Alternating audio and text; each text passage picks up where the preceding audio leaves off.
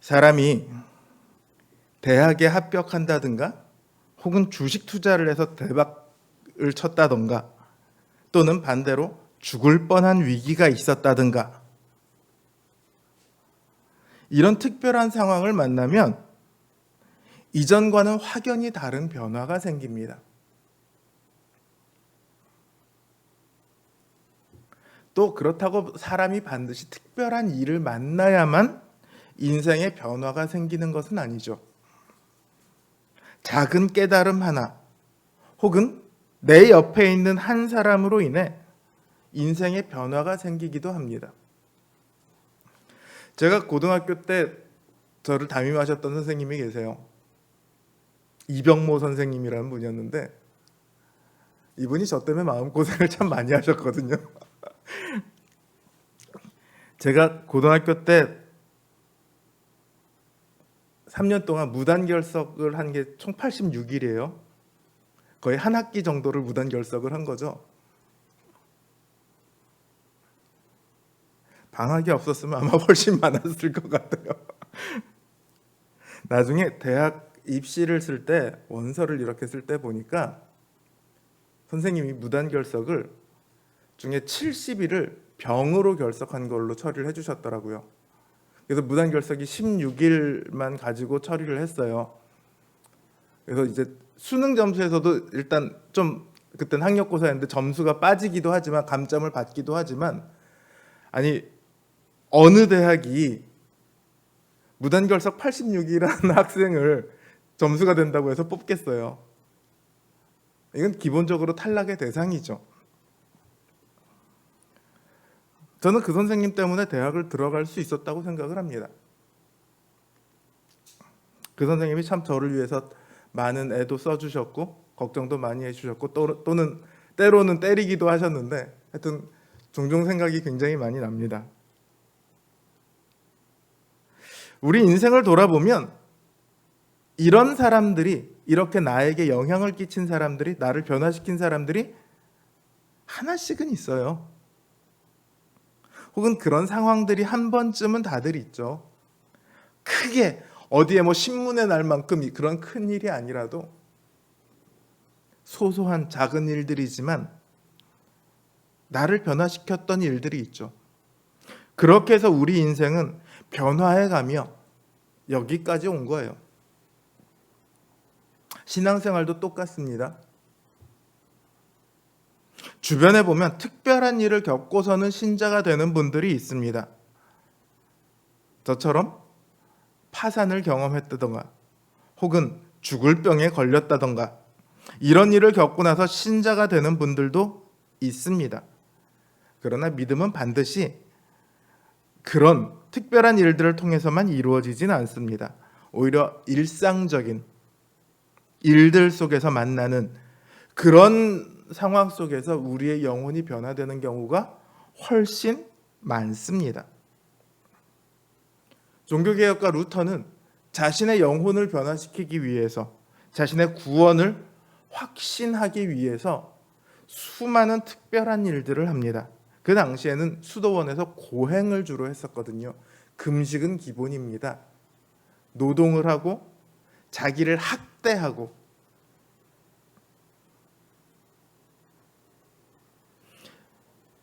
그래도 루터에게 구원의 확신이 없었어요.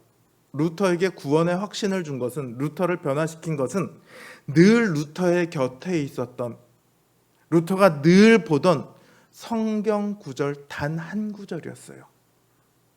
로마서 1장 16절 17절 그 말씀이 루터를 변화시켰습니다. 그리고 중세 암흑시대라고 불리던 그 타락한 시대를 끝내고 종교개혁을 이끌어냈죠. 성경의 역사를 보더라도요. 우리 영혼의 변화가 눈에 보이는 어떤 큰 일을 통해서 이루어진 경우가 별로 없어요. 성경 역사에서 가장 큰 일이 뭐가 있었을까요? 예수님 오신 것 빼고요. 눈으로 보이는 가장 큰 일. 노아의 홍수예요. 온 세계가 물에 다 덮였잖아요. 노아의 홍수로 인해서 사람들의 영혼에 변화가 생겼습니까? 노아의 홍수가 끝나고 나서 바로 기록된 사건이 뭐죠? 바벨탑을 쌓는 사건입니다. 바로 하나님을 명령을 거역하고 하나님을 대적하죠. 출애굽 이후 시내산에 도착한 이스라엘 백성이 한 일이 무엇입니까? 금송아지를 만들어서 우상을 섬기죠. 그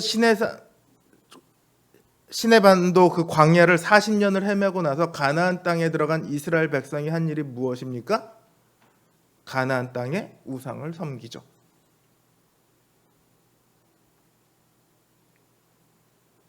성경의 역사에서요, 큰 일이 사람을 바꾸지 않아요. 사람을 바꾸는 건 언제나 한 사람이었어요. 아브라함이 그랬고, 요셉이 그랬고, 모세가 그랬고, 다윗이 그랬습니다. 그렇게 인생을 변화시킨 사람 중에 결정적인 사람 2명이 있습니다. 아담 그리고 예수님입니다. 먼저 아담을 볼까요? 아담의 역할은 너무도 결정적입니다. 모든 사람을 불행하게 만들어 버렸습니다. 불행을 넘어서 비참하게 만들었습니다. 죄를 지음으로 영광 가운데 있던 모든 인류를 죄 가운데로 몰아넣었습니다. 성경은 모두가 다 죄인이다 라고 못 박아 말합니다. 하나님을 알건 모르건 상관없이, 율법을 지키려고 노력하건 아니건 상관없이, 할례를 받았건 아니건 상관없이 모두가 다 죄인입니다. 우리는 조금 더 선하고 조금 더 악한 사람이 있다라고 생각을 하죠. 그러나 성경은 그렇게 이야기하지 않습니다. 조금 덜 악한 사람과 조금 더 악한 사람만 있을 뿐이죠. 모두가 다 죄인입니다. 왜 모두가 죄인입니까? 아담이 그렇게 모두의 운명을 바꿔 놓았기 때문입니다. 물론 동의하지 않는 사람도 있습니다. 동의할 수 없죠. 내가 지은 죄도 아닌데 왜 아담의 죄를 왜 내가 뒤집어 써야 해? 불공평해. 충분히 그렇게 생각할 수 있습니다. 그런데요, 한번 생각해 보세요. 요즘 일본 올림픽을 두고 말이 많습니다. 코로나 문제도 있고 방사능 문제도 있고 우리나라는 또 독도 문제까지 거기다 걸렸죠. 만약 우리는 이번 올림픽 참가하지 않겠다라고 결정을 했다고 합시다. 올림픽만 보고 열심히 운동을 해왔던 선수들이 지금 무슨 소리야, 내가 얼마나 열심히 준비를 했는데 참가를 안 한다니, 말도 안 돼, 나는 참가할 거야. 이게 가능합니까? 우리나라 국기를 달고서는 참가할 수 없죠.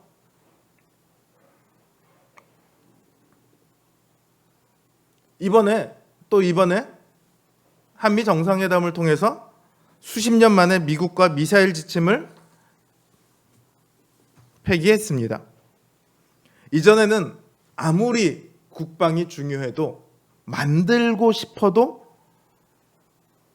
만들 수가 없어요. 아무리 뛰어난 과학자라도, 아무리 돈이 많은 사람이라도 미사일 지침이 정한 사정거리를 넘어서는 미사일을 만들 수 없었습니다. 이 미사일 지침이 정식적인 국가 간의 협정은 아니었지만 우리나라 대통령이 미국의 미사일 지침에 동의한 이후로는 만들면 안 되게 되었어요.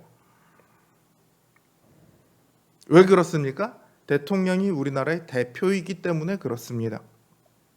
대표가 서약하면 거기 속한 모든 사람은 당연히 동일한 영향을 받을 수밖에 없죠. 우리나라가 일본하고 예를 들어 예전에는 비자가 있어야 갔는데 어느 순간 비자 없이 가기로 결정을 했습니다. 그러고 결정을 맺으면 그다음부터 아무나 비자 없이 갈 수 있게 되는 거죠. 자,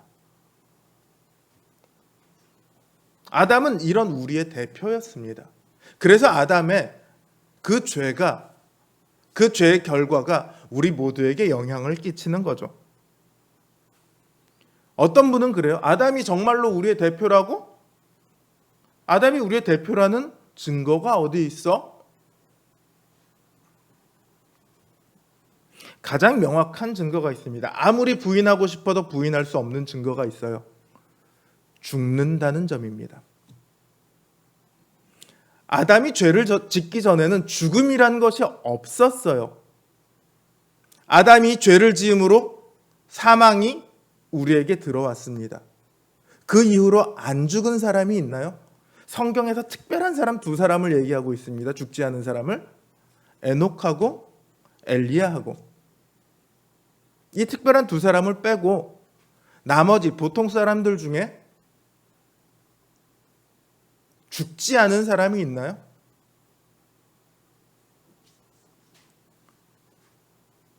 그런 사람 없죠.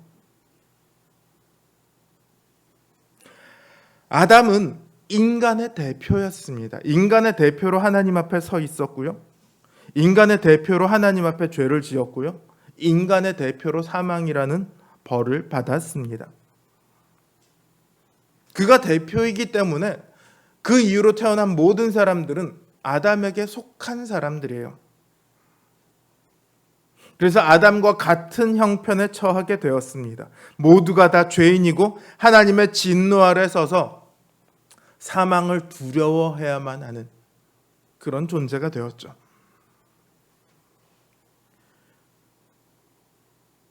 그러므로 아담 이후로 모든 사람이 죄인이기 때문에 스스로 의로워질 수 없습니다. 이미 죄인인데 어떻게 의로워질 수 있습니까? 의롭다는 것은 죄와 정반대된 개념이거든요. 죄가 하나도 없다는 개념이거든요. 이미 죄인으로 태어났는데 어떻게 스스로 의로워질 수 있습니까? 유대인들은 율법을 행함으로 의로워진다고 생각했습니다. 또 지금도 양심을 따라 행하면 의롭다라고 생각하는 분들이 많이 있습니다. 하지만 그렇지 않습니다. 율법으로 혹은 양심으로는 결코 의로워질 수 없습니다. 오히려 바울은 다른 식으로 이야기를 합니다. 율법이 가입한 것은 범죄를 더하게 하려 함이라. 이 말이 율법 때문에 우리가 죄를 더 짓는다 이런 의미가 아니에요. 율법은 그저 죄가 죄인 것을 알려줄 뿐입니다. 율법이 우리에게 죄를 지으라고 했습니까? 우리가 죄를 지을 수 있는 탐심을 우리 안에 불러넣었습니까? 그렇지 않죠. 율법이 우리에게 한 것은요, 네가 행동하는 그것이 죄라는 것을 알려주는 거예요. 율법이 오기 전에도 사람들은 똑같은 행동을 했습니다. 다만 그것이 죄라는 것을 확연하게 알 수 있는 명시된 기록이 없었던 거죠. 기준이 없었던 거예요.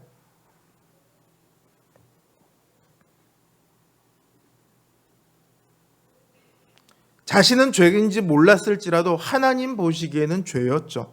그래서 율법이 있기 전에도 사망이라는 형벌이 왕노릇하고 있었다. 그렇게 바울은 기록하고 있습니다.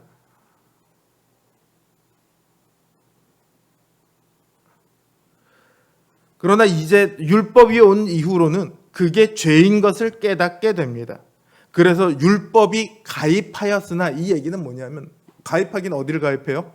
율법이 우리의 역사 속으로 들어왔으나, 이전에는 율법이 없었으니까요.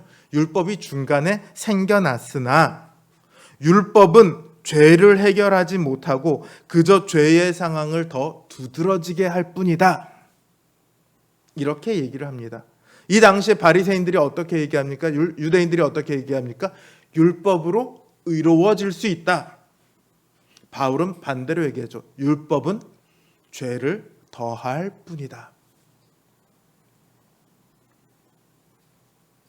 율법이 악해서 그렇습니까? 아니요, 율법은 선하죠. 율법은 쓸모 없습니까? 아닙니다. 비록 율법 그 자체가 우리를 구원하지는 못하지만 율법은 우리가 지켜야 할, 우리가 행해야 할 길을 제시합니다. 그리고 우리가 얼마나 잘못되었는가를 우리에게 알려줍니다. 그래서 초대 교부는 아니지만 가장 영향력이 있었던 교부인 어거스틴은 이렇게 말합니다. 율법은 죄인들을 살리기 위해서 주어진 것이 아니라 율법을 스스로의 힘으로 지켜야 한다고 교만하게 주장하는 자들이 얼마나 강력한 죄의 쇠사슬로 결박되어 포로로 잡혀 있는지를 보여주기 위한 것이다.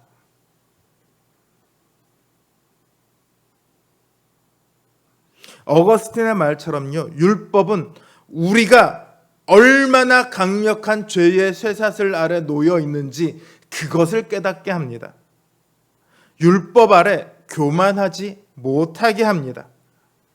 그래서 우리를 또 다른 길로 안내를 하죠.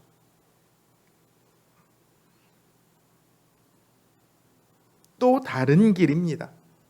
비록 모두가 다 범죄함으로 하나님의 진노에 처하게 되었으나 그것이 끝이 아니라, 그래서 끝! 이게 아니라 또 다른 길이 있습니다. 하나님께서는 우리를 위한 또 다른 길을 마련하셨습니다. 그것이 바로 은혜의 길입니다.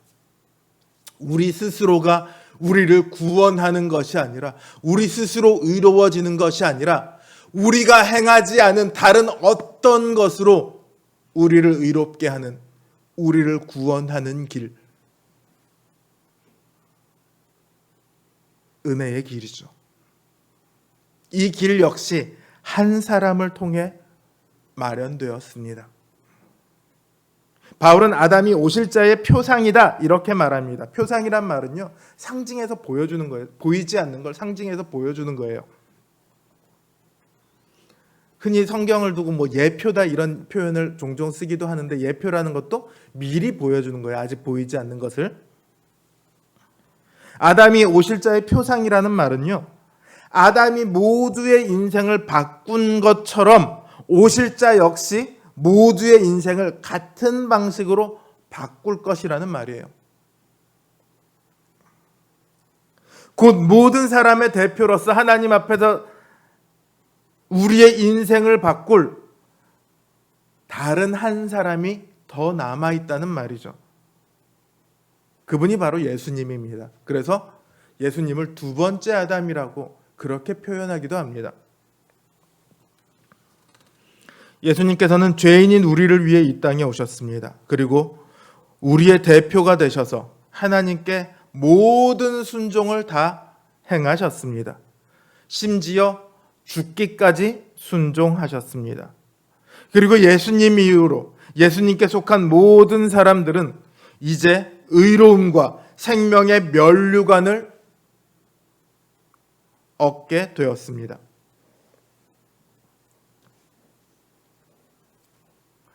이처럼 스스로 의로워질 수 없는 우리를 위해 예수님은 의로움의 길이 되어 주셨어요. 우리가 너무 잘 알고 있는 사실은 이야기들이죠. 여기에 놀라운 사실이 하나가 숨어 있습니다. 예수님께서는 우리를 위해 굳이 그렇게 하실 필요가 전혀 없었다는 점이에요. 우리를 위해서 그렇게 하실 이유가 전혀 없으셨습니다. 도대체 하나님의 아들이 무엇이 부족해서 우리를 위해서 고통을 겪고 조롱을 받고 죽어야 했습니까? 그래서 예수님에게 도대체 무슨 유익이 있습니까? 조성웅이란 사람이 목사가 되었다고, 신자가 되었다고, 평생을 하나님을 위해서 살았다고, 하나님을 찬양하면서 살았다고 해서 하나님의 영광에 어떤 점이 점 하나라도 더 더해질 것 같습니까? 전혀 그렇지 않아요. 그냥 하나님께서 그걸 기쁘게 받아들여 주실 뿐이지 하나님 스스로 가지고 계신 그 영광은 조금도 부족하지 않습니다. 가장 완벽한, 거기에 어느 하나도 더해질 수 없는 그런 완벽한 영광을 이미 하나님께서는 가지고 계시다는 거예요. 어느 것 하나 조금도 부족함이 없습니다. 내가 무엇을 드린다 한들 하나님에게 그것이 무슨 유익이 될 수 있겠습니까? 그럼에도 주님께서 자신의 목숨을 내어주시면서까지 우리를 살리십니다. 이거를 설명할 수 있는 것은 단 한 가지 이유밖에 없어요. 사랑입니다.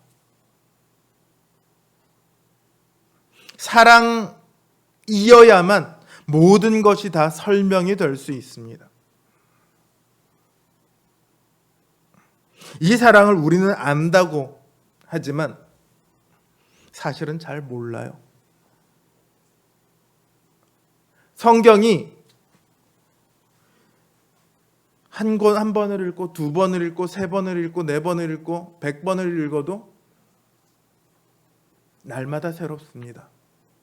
왜요? 몰랐던 것을 하나씩 깨우쳐가기 때문에 이 단어가 이전에는 이런 뜻이었구나. 이 구절이 이 앞에 있는 이 내용이었구나.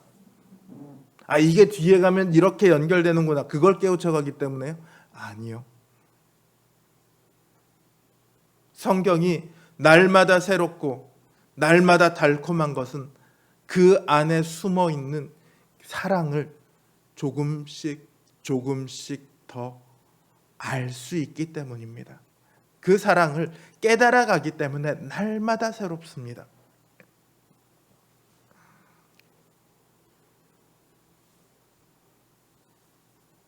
하나님께서 이스라엘을 두고요, 이스라엘을 구원하시고 이스라엘을 부르셔서 내 나라다 이렇게 말씀하세요. 하나님 나라라고 얘기하시잖아요. 그렇게 말씀하실 때 이스라엘이요, 하나님 나라의 일부가 되었다는 뜻일까요? 아니요. 하나님 나라가 있고 이스라엘이 거기로 편입한 것이 아니라 하나님께서 이 땅에 하나님 나라가 없었어요. 오직 이스라엘을 두고 내 나라다 이렇게 말씀하세요. 이스라엘이 하나님 나라 자체예요. 이게 무슨 의미냐? 우리는 하나님 나라의 일부가 아니라 전부라는 뜻이에요. 주님께서는 우리에게 이렇게 말씀하십니다. 너는 내 전부야. 그래서 생명까지도 내어주시는 거예요. 우리가 전부이기 때문에.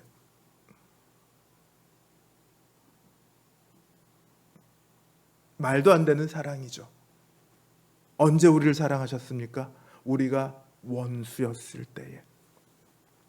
원수를 두고 이렇게 얘기하십니다. 너는 내 전부야. 내 생명보다 네가 더 귀해. 그 사랑이요, 우리를 변화시킨 겁니다.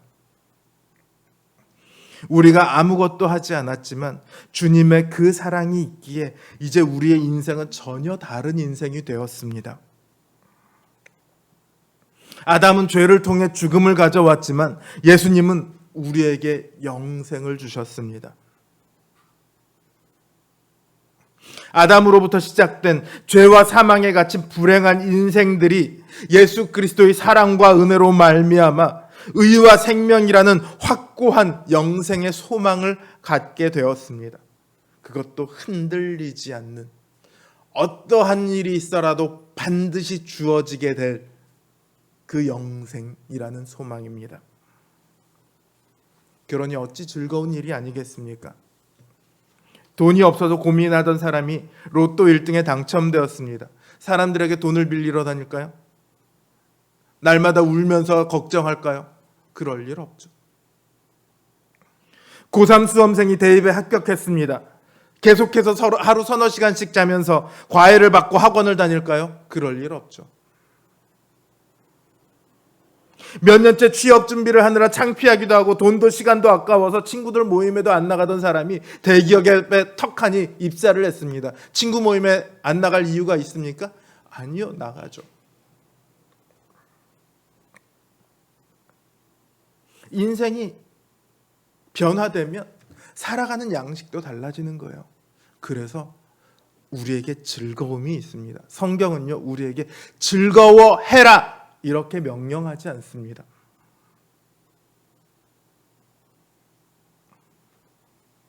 바울은요, 뭐라고 얘기하냐면 즐거워하느니라. 이미 즐거워하고 있다는 거예요.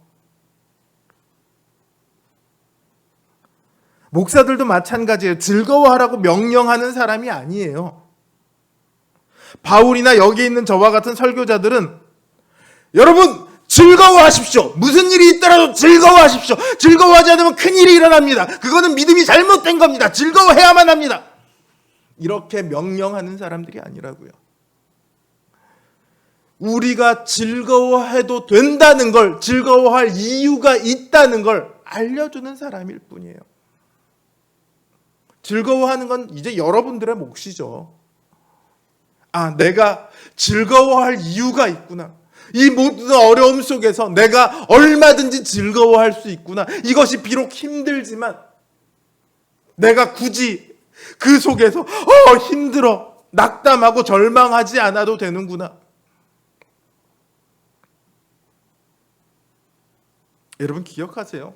주님의 사랑은요, 그 모든 환난보다 훨씬 더 강력합니다.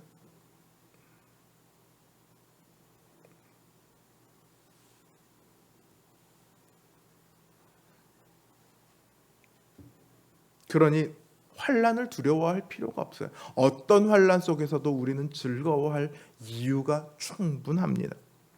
독일의 유명한 문학가 게테는 이렇게 말합니다. 배는 항구에 있을 때 가장 안전하다. 그러나 그것이 배의 존재 이유는 아니다. 배가 왜 배입니까? 바다를 항해해야 배입니다. 항구에만 있으면 배가 아니죠. 그냥 나무 판자예요. 우리 인생의 목표는 당장 우리가 평안한 것이 아닙니다. 당장 우리가 배부르고 고통받지 않는 것이 우리의 목표가 아니에요. 항구에만 있는 배는 배로서의 가치가 없잖아요. 바다를 달려야만 배잖아요. 우리는 이 세상의 즐거움이 아니라 마지막 소망을 향해 달려가는 배입니다. 그리고 어떤 풍랑도 우리를 뒤집어 엎을 수 없어요. 왜냐하면 주님의 손이 우리를 붙들고 계시니까요. 사랑하는 성도 여러분, 주님의 사랑이, 하나님의 능력이 우리에게 풍성히 주어졌습니다. 그 어떤 것도 우리의 인생을 막을 수 없습니다. 우리를 변화시킨 그 주님을 바라보십시오. 그 주님을 신뢰하십시오. 그분의 사랑이, 그분의 손길이 오늘 모든 풍랑 속에서 우리를 건지시고 지키실 것입니다. 주님과 주님의 은혜로 모든 순간 속에서 즐거워하는 저와 여러분 되시길 주님의 이름으로 기원합니다.